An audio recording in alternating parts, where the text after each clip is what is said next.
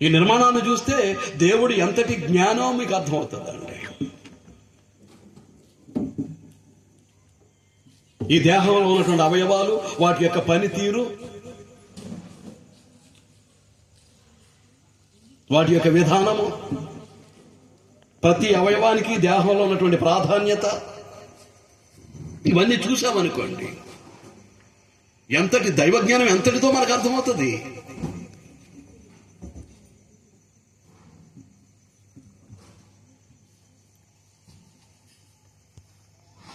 అంతటి జ్ఞానంతో చేసినటువంటి దేహాన్ని దేవునికి మహిమకరంగా వినియోగించడం మానేసి రకరకాల వెకిలి వేషాలకి, రకరకాల తప్పుడు పనులకి, రకరకాల పాపపు కార్యాలకి వినియోగించడం అనేటటువంటిది, లేకపోతే ఈ శారీరక స్వార్థంతో ఈ శరీర సుఖం కొరకే బ్రతకటం అనేటటువంటిది అది దేవునికి మహిమకరమైంది కాదు.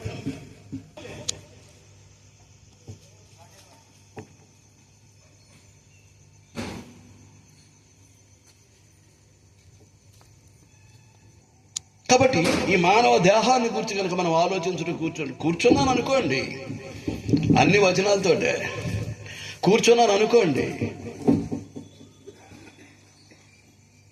టైం సరిపోదండి. ముందుగానే నాకు చాయిస్ ఇచ్చారు సుబ్రహ్మణ్యం గారు, అందరూ తొందరగా ముగించేయండి అంటారు. ఆయన ఏమన్నారు అని అంటే, కాస్త ఎక్కువసేపు చెప్పండి బ్రదరు వాక్యం అనేసి అడిగారు. ఆయన రాగానే గబగబా వచ్చి చిన్న రిక్వెస్ట్ అన్నారు. ఏంటన్నాను, కాస్త వాక్యం ఎక్కువసేపు చెప్పండి అని అడిగారండి.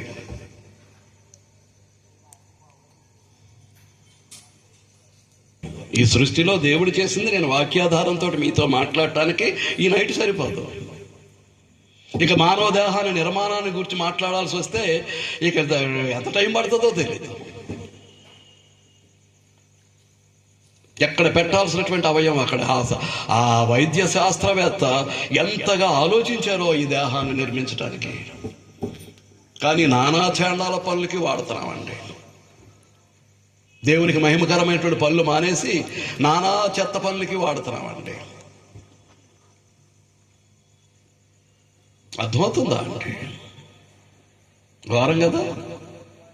అంచేతే దేవుని నా మహిమ కొరకు నేను సృష్టించుకున్న వారిని అంటాడు. ఆయన మహిమ కొరకు సృష్టించుకున్నాడు. ఎలా వాడుతున్నాం? ఇంద్రియాలు, కన్ను ఎలా వాడుతున్నాం, చెవి ఎలా వాడుతున్నాం, నోరు ఎలా వాడుతున్నాం, శరీరం ఎలా వాడుతున్నాం? దేవుని మహిమ కొరకు చేయబడినటువంటి శరీరం ఇది. ఈ నిర్మాణం తెలుస్తుందా అండి? ఎప్పుడైనా కూర్చొని ఆలోచించారా?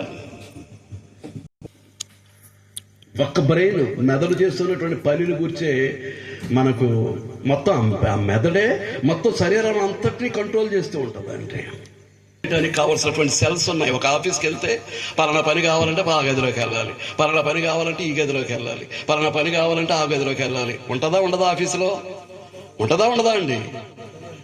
Same cells are god arranged in our mind, in our brain. ఏది పని చేయాలి అన్నా ఆ సెల్ కరెక్ట్గా యాక్టివేట్ అయి ఉండాలి.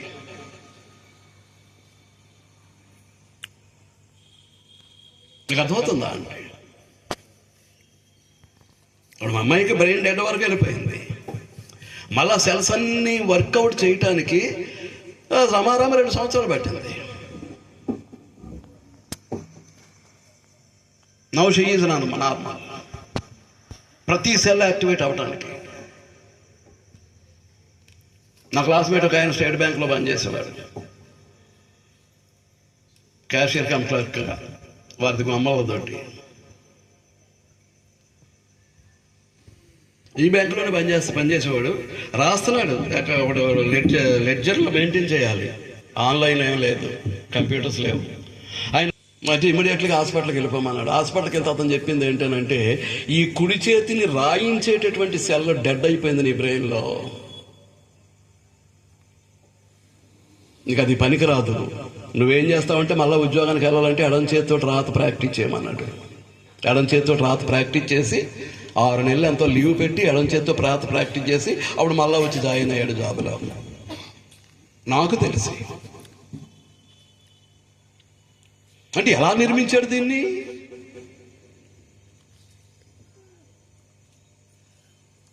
బ్రెయిన్ డెడ్ అయిపోయిందంట ఒక అవయవం, మొత్తం బాడీ అంతా కొలాప్స్ అట. ఇక కదవట్లేదు, మెదవట్లేదు, అలా పడి ఉంది. ఎలా నిర్మించాడు?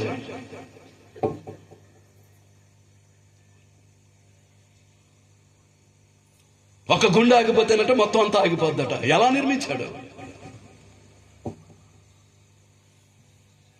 నేను మాట్లాడొచ్చు, కానీ ఇది సమయం కాదు. మూడవది ఏంటి అని అంటే, ఒక పాపి అయినటువంటి మానవుణ్ణి రక్షించటానికి ఆయన యొక్క సంకల్పంలో ఆయన వినియోగించినటువంటి జ్ఞానం అన్నది చూశారు, అత్యద్భుతం. మానవుని కొరకు సృష్టించాడు ఈ భౌతికమైందంతా. మానవునికి అంతు చిక్కనటువంటి సృష్టి. ఒక సూర్య కుటుంబంలోనే తిరుగుతున్నాడు వాడు, ఏ గ్రహం మీదకి వెళ్ళినప్పటికీ. ఇప్పుడు సూర్యుడి మీద కూడా వెళ్ళటానికి ప్రయత్నాలు చేస్తున్నారు. ఆ సూర్యుని వేడిని తట్టుకోగలిగినటువంటి వస్త్రాల కొరకు అన్వేషణ చేస్తున్నారు. ఆ వస్త్రం కనుక దొరికిందని అంటే సూర్యుడి మీద కూడా ల్యాండ్ అవుతాడేమో మానవుడు. అద్భుతం దానికి.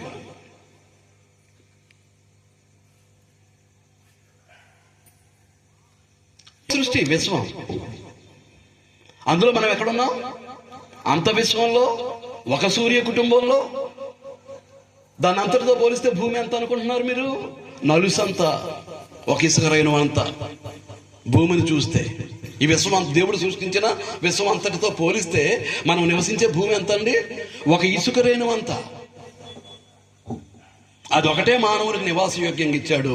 మిగిలిన సృష్టిలో ఏ గ్రహము కానీ మరెక్కడ కానీ మానవుడు బ్రతకటానికి అవకాశం లేదు. ఈ సైంటిస్టులు అందరూ కూడా దశాబ్దాల తరబడి, శతాబ్దాల తరబడి ఏవేవో ప్రయత్నాలు చేస్తున్నారు, కానీ సాధించేది ఏమీ లేదు. ఏ గ్రహము కూడా మానవ నివాసానికి యోగ్యమైనటువంటి పరిస్థితులు, అట్టి వాతావరణము దేవుడు ఇవ్వలేదు. వచనం చూపెట్టినా వద్దు. ఇప్పుడు వెనకథలు ఉన్నారు. ఆయన నిర్మాణం అండి. అర్థమవుతుందా అండి? అంతటి జ్ఞాని కనుకే సమస్త విధమైన జ్ఞానము తో క్రీస్తు వాక్యము మీలో నివసింపనీయుడి. ఎంత శ్రద్ధగా హాజరై, ఎంత శ్రద్ధగా నేర్చుకుంటే అంత జ్ఞానం. ఆకాశం లేదు, భూమి లేదు, పాపము చేయబోయేటటువంటి మానవుడు లేడు, కానీ మానవుడు పతనమైపోతున్నాడు అనేటటువంటి సంగతి మాత్రం ఎవరికి తెలుసు? ఎవరికి తెలుసు? దేవునికి తెలుసు. అందుచేతనే జగత్తు పునాదికి ముందే, ఈ సృష్టికి పునాది రాయి వెయ్యక ముందే ఎవరు నిర్ణయించారు? ముందు లోకరక్ష, పాప విమోచనార్థం. దైవత్వంలో ఒకడు, దేవునితో సమానుడు, అదృశ్య దేవుని స్వరూపి అయినటువంటి ఈ సృష్టి నిర్మాణంలో దేవునితో పాలిభాగస్తుడైనటువంటి యేసుక్రీస్తును ఏం చేశాడు? ఏ శరీరాకారంలో ఉండి మానవుడు పాపం చేశాడో ఆ శరీరాకారంతో ఆ పాపాన్ని, పాపం నుంచి జీతమైనటువంటి మరణాన్ని ఢీకొట్టడానికి ఆ పాప శరీరాకారంతో క్రీస్తు ప్రభుని భూమి మీద నరావతారిగా నిలబెట్టడానికి ప్లాన్ చేశాడు. ఎంతటి జ్ఞానం! దైవ జ్ఞానాన్ని చూడాలంటే సృష్టిని, దైవ జ్ఞానాన్ని పరిశీలించాలంటే మానవ దేహ నిర్మాణాన్ని, మూడవది దేవుని యొక్క రక్షణ సంకల్పాన్ని. జగత్తు పునాదికి ముందే. ఒక 2 వచనాలు చదివేసి నేను వదిలేస్తానండి. పేతురు రాసినటువంటి మొదటి పత్రిక 1వ అధ్యాయం 18వ వచనం నుంచి, పితృపారంపర్యమైన మీ వ్యర్థ ప్రవర్తనను విడిచిపెట్టినట్లుగా. పితృపారంపర్యమైన అంటే మీ తాతల నాటి నుంచి వస్తున్నటువంటి వ్యర్థమైనటువంటి ప్రవర్తన. ఇది ఎలా ఎందుకు చేస్తున్నావు? మా ముత్తాతాల ముత్తాత చేశాడు, మా ముత్తాతాల తాత చేశాడు, మా ముత్తాత చేశాడు, మా తాత చేశాడు, మా బాబు చేశాడు, నేను చేస్తాను. ఎందుకు చేస్తావు? ఎందుకు చేస్తావు? అజ్ఞానం, మూర్ఖత్వం. అర్థమవుతుందా అండి? అర్థమవుతుందా అండి? నేనేదేదో చెప్పుకుపోతున్నానా? గ్రహించగలుగుతున్నారా?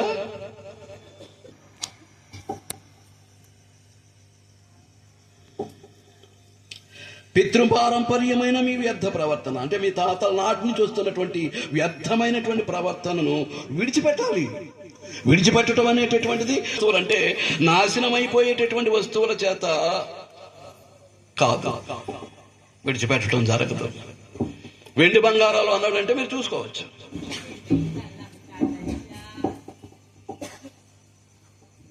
వివరిస్తే చాలా ఘాటుగా ఉంటుంది. వెండి బంగారాలు వంటి క్షయ వస్తువులు అంటే నాశనం అయిపోయేటటువంటి వస్తువుల చేత మీరు విమోచింపబడలేదు. మీ పాపం నుంచి వెండి బంగారాలు విడిపించవు. మీరు ఆలోచించుకోవచ్చు, వినేటటువంటి ప్రతి వారు ఆలోచించుకోవచ్చు. ఇక్కడికి వచ్చి కుర్చీలో కూర్చున్న వారే కాదు, ఈ సౌండ్ సిస్టమ్ ద్వారా వింటున్న వారు కూడా ఆలోచన చేయొచ్చు. వెండి బంగారముల వంటి నాశనం, క్షయము అంటే నాశనం అయిపోయేటటువంటి వస్తువుల చేత మీరు విమోచింపబడలేదు, కానీ అమూల్యమైనటువంటి రక్తం చేత బంగారం, వెండి బంగారాలకు ఏం చేయొచ్చు? వెలగట్టవచ్చు, దానికి విలువను నిర్ణయించవచ్చు. ఒకనొకప్పుడు 10 గ్రాముల బంగారం 5,000, ఇప్పుడంతా 1,30,000. అదే బంగారం 10 గ్రాముల బంగారం ఎంత అండి ఇప్పుడు? ఒకప్పుడు 5,000, ఇప్పుడు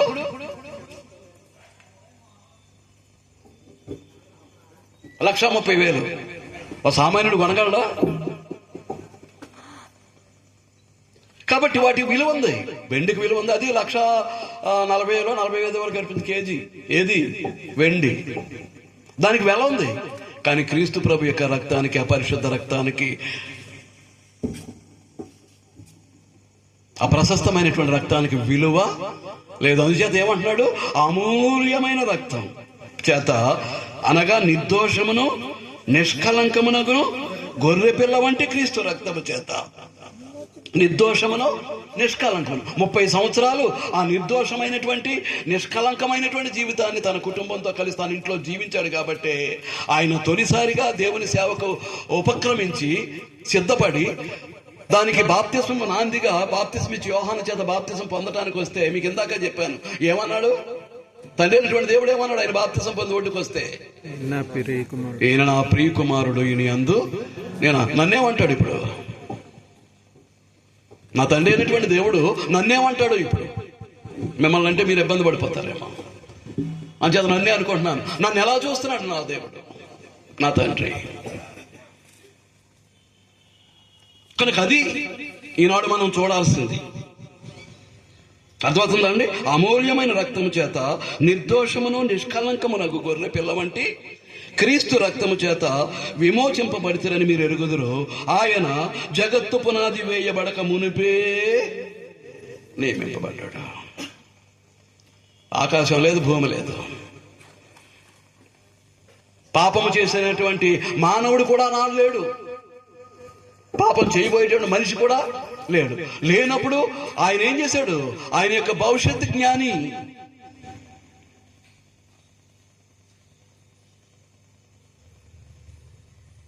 ఆయన భవిష్యత్తు జ్ఞాని. తాను తన పోలికలో సృష్టించినటువంటి మానవుడు ఎలాగో పతనమైపోబోతున్నాడో తన భవిష్యత్తు జ్ఞానము చేత ముందుగానే ఎరిగిన వాడై, మానవుడు లేకుండా, మానవుడు పాపం చేయకుండా, పాపం చేయబోయే మానవుని కొరకు లోకరక్షకునిగా, నరావతారిగా, సిలువలో బలైపోయేటటువంటి వాడిగా ఎవరిని ఎన్నిక చేశాడు? ఎవరిని? ప్రభు అయినటువంటి యేసుక్రీస్తును జగత్తు పునాదికి ముందే నిర్ణయించాడు. అపోస్తల కార్యముల గ్రంథం నేను ముగించేపోతున్నానండి, దైవజనులకు టైం ఇవ్వబోతున్నాను. 2వ అధ్యాయం, అపోస్తల కార్యముల గ్రంథం 2వ అధ్యాయం 22 నుంచి. ఇశ్రాయేలు వారులారా, ఈ మాటలు వినుడి. దేవుడు నజరేయుడకు యేసు చేత అద్భుతములను, మహత్కార్యములను, సూచక క్రియలను మీ మధ్యను చేయించి ఆయనను తన వలన మెప్పు పొందిన వారిగా మీకు కనబరిచెను. అది మీరే ఎరుగుదురు. ఆయన చేత ఏం చేయించాడు? ఏం చేయించారండి దేవుడు? సూచక్రియలు. ఏం చేయించారు? అద్భుతములు, మహత్కార్యాలు, సూచక్రియలు మీ మధ్యను చేయించి ఆయనను తన వలన మెప్పు పొందిన వారికి. ఎవరు మెప్పు పొందాడు? యేసుక్రీస్తు ప్రభు, దేవుని యొక్క మెప్పు. మరి నీవు నేను పొందాల్సింది కూడా అదే. దానికి తగిన జీవితం మన దగ్గర ఉంటుందా లేదా అనేటటువంటిది మనం చూసుకోవాల్సినటువంటి అవసరం ఉంది. మన గొప్పలు మనమే చరుచుకోవచ్చు, మన గొప్పలు మనమే చాటుకోవచ్చు, కానీ దేవుని యొక్క మెప్పు లేనప్పుడు ఈ మానవ జన్మ వ్యర్థమైనటువంటి జన్మ, నిష్ప్రయోజనమైనటువంటి జన్మ.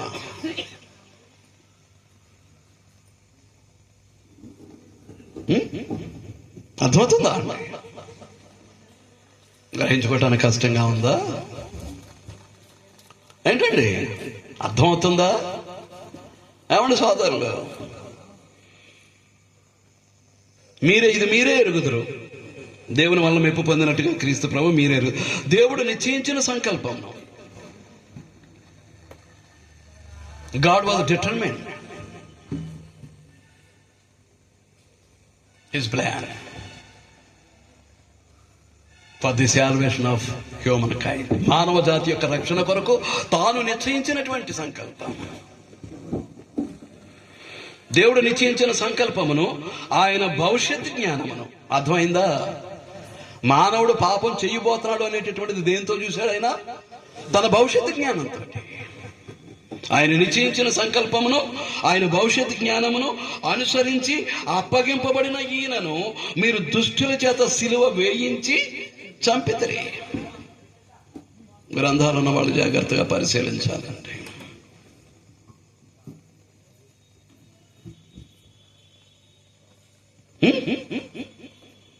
అదంతా దేవుని సంకల్పం. దేవుడే అప్పగించాడు. మీరేం చేశారు?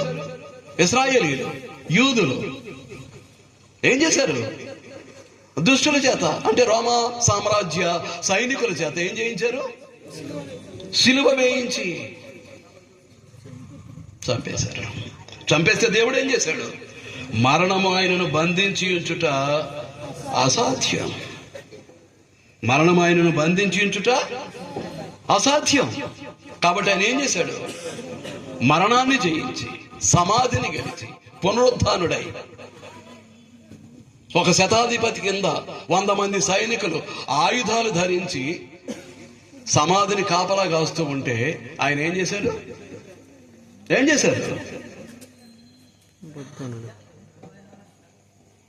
ఆయన పునరుద్ధానుడై ఆ యొక్క ప్రభావాన్ని తట్టుకోలేక 100 మంది సైనికులు, శతాధిపతి కూడా నేలను బోర్లా పడి ఉంటే వారి మధ్యలోంచి లేచినటువంటి ప్రభు, మరణాన్ని జయించి తిరిగి లేచినటువంటి ప్రభు, పరిశుద్ధుడు, నీతిమంతుడు, వారి మధ్యలోంచి నడుచుకుంటూ వెళ్ళిపోయాడు.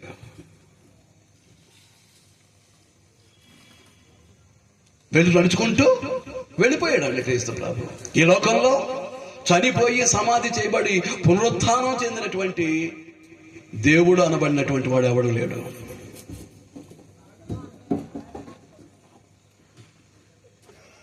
యేసుక్రీస్తే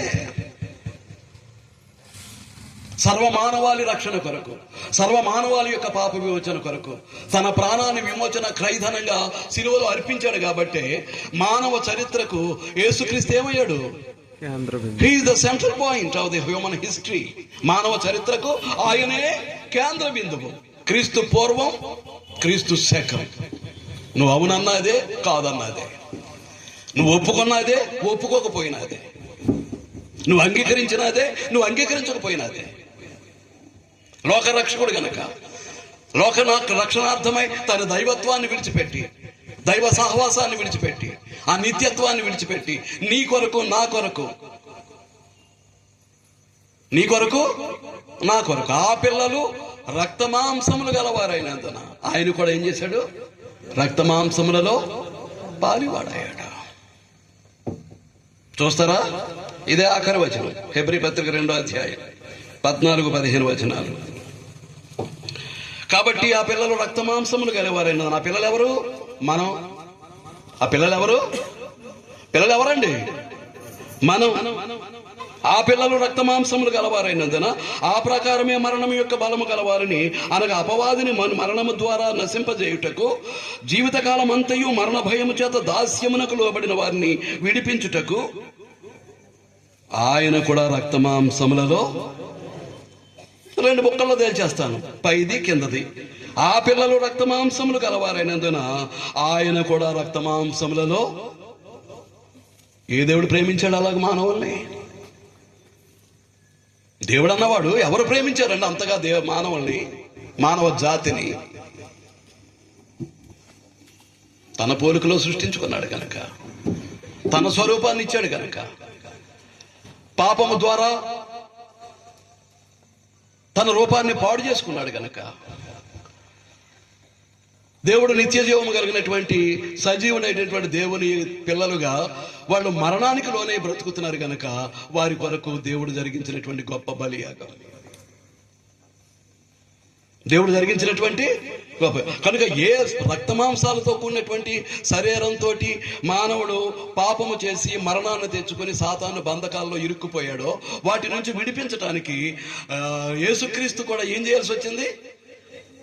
అదృశ్యుడైనటువంటి వాడు దృశ్యుడై, రూపము లేనటువంటి వాడు రూపాన్ని ధరించుకొని అదే రక్తమాంసాలతోటి పాప శరీరాకారంతో ఈ భూమి మీద మానవ పాప విమోచనార్థం, ఆ పాపం విడిచిపెట్టకపోతే వాడు పరలోకానికి, మోక్షానికి, స్వర్గానికి వెళ్ళడు గనుక ఆ పాపము నుంచి విమోచించటానికి ఏం చేశాడు ఆయన? నరావతారిగా అవతరించి శిలువ మీద బలై ఆ పాపాన్ని కడగటానికి తన పరిశుద్ధ రక్తాన్ని అంతటిని ఆఖరు బొట్టు వరకు శిలువలో కార్చాడు, లోక పాపాన్ని కడిగి వేయటానికి. మీకు అర్థమవుతుందా అండి? అంచేత మళ్ళీ అపోస్తల కార్యాలకు వస్తే మరణము ఆయనను బంధించి ఉంచుట అసాధ్యము గనుక దేవుడు మరణ వేదనలను తొలగించి, యేసుక్రీస్తు యొక్క మరణ వేదనలను తొలగించి ఆయనను ఏం చేశాడు? ఆయన లేపాడు. చూడండి కదా బైబిల్లో ఉన్న వాళ్ళు మరణ వేదనను తొలగించి ఏం చేశాడు? క్రీస్తును లేపాడు. మనల్ని అలాగే లేపబోతున్నాడు. రేపు ఆయన రాకడ ఆలస్యమైంది అనుకోండి, మనం చనిపోయామనుకోండి, సమాధి చేయబడ్డాం అనుకోండి, we are also resurrecting at the time of the coming of Lord Jesus Christ. యేసుక్రీస్తు వచ్చేటప్పుడు మనల్ని కూడా ఏం చేస్తాడు? మరణమైపోయినటువంటి దేహాలను మంటిలో నుంచి ఏం చేస్తాడు? ఆయన లేపుతాడు. ఆ వచనాన్ని చదివేసి వదిలేస్తాను. కొరింథీయులకు రాసిన మొదటి పత్రిక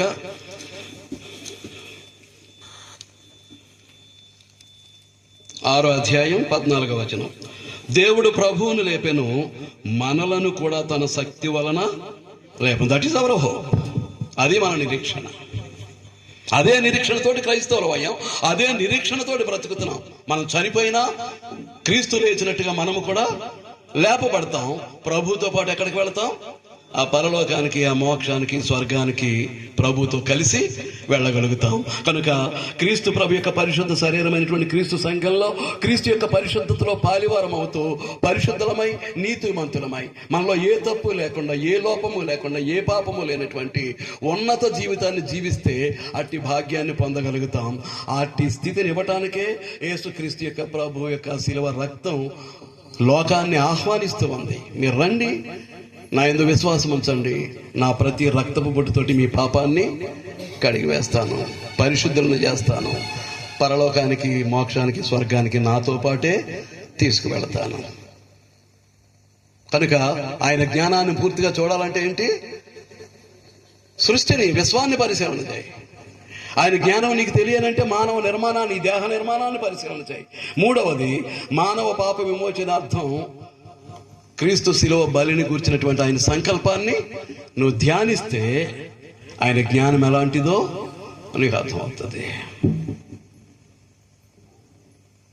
కంప్లీట్ క్లాసికల్ సర్మన్. మరి ఎంతమంది, కొంతమంది ఇబ్బంది పడవచ్చు, పడతారా? అందరికి అర్థమై ఉంటుందా? రైట్.